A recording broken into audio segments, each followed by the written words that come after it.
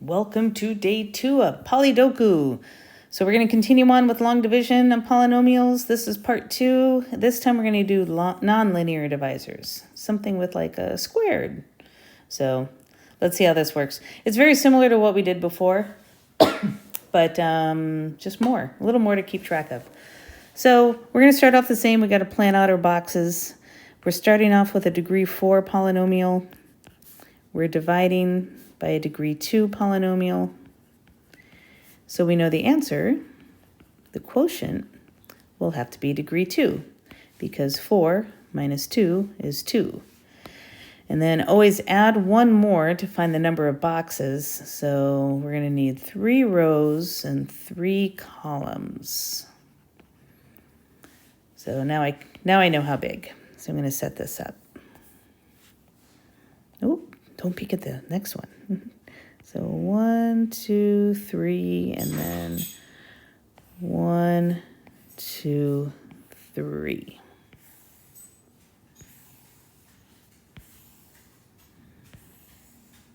And then just like before, the divisor is going to go along the side. Now this is the only time you have to worry about filling in zeros. Because wait, we got 3 rows, but there's only 2 terms. That's because there's no x term. We have 2x squared plus 0x plus 3. You just have to keep track of that. And then it's very similar. We're going to take that first term, put it in the first box, and then we're going to take off from there. So that first term is 4x to the 4th. So what do you multiply by 2x squared to get 4x to the 4th? It's going to have to be 2x squared. And then we go down. We have 0x cubed and 6x squared when we fill in these boxes. 2x squared times 0x, 2x squared times 3. Now here's where we're just going to worry about one diagonal at a time. So I'm just going to worry about that to help me out with the next step. I know that these 2 boxes have to add up to 2x cubed.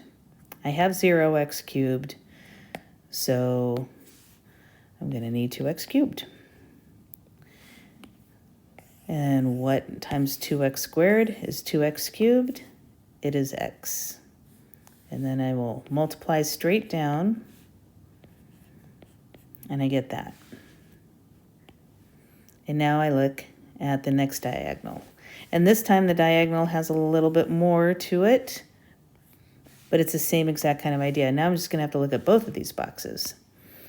So 6x squared plus 0x squared should be negative 8x squared. So think about what we need to add to get negative 8x squared.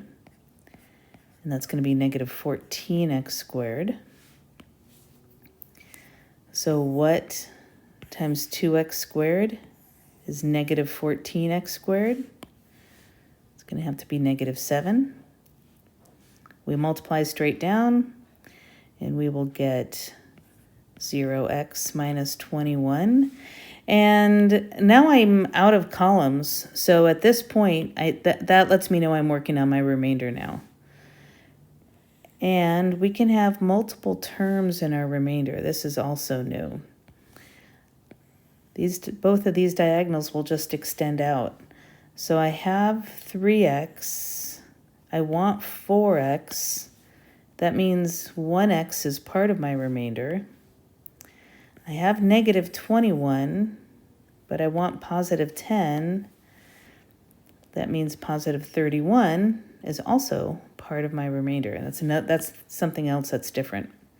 So you got these. So your final answer then,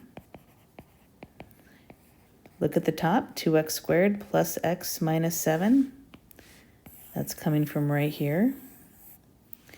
And then plus, and we take our remainder, x plus 31. That's these right here. Go in there. You put those over the divisor. Right there. And that's how it goes. So same exact process, we just have a little bit more to keep track of, and also your remainders can now involve multiple terms. All right, so go ahead and try this one. Pause the video, give that one a go, and I'll look at the answer, and that's pretty much going to be the end of the notes.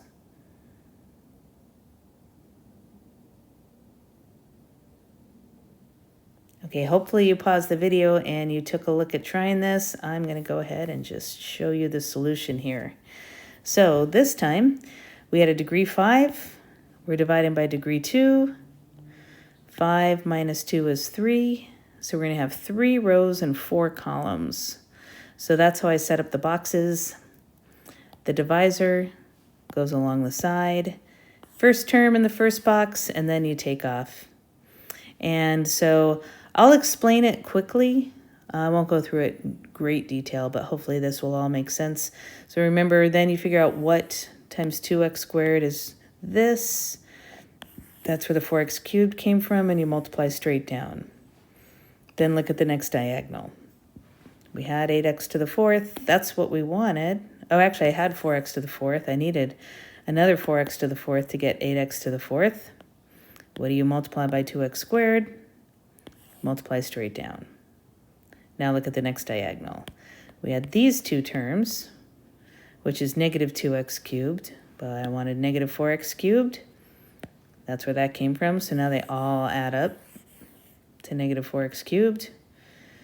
What times 2x squared is negative 2x cubed? It's negative x. Multiply straight down. Now you look at the next diagonal. We had negative 3x squared. We wanted positive 15x squared. So that's where 18x squared came from. 9 times 2x squared is that. Multiply straight down. And then we would look at the next diagonal, but we have to remember, now we're in the remainder. These do not add up to 11x. They only add up to 10x, so I needed one more x to get 11x. And then I had a negative 9, but I wanted minus 12. So I needed a negative 3. And then I got my answer. There's my quotient. And then the remainder over the divisor. So your homework tonight is to finish the worksheet. You all got homework 5D worksheet. Last night's homework, you did problems 1 and 2. So problems 1 and 2 were due today, January 23rd. Your homework tonight is to finish it. So now I want you to do problems 3 through 8. And these are due your next class period. Either January 24th or 25th.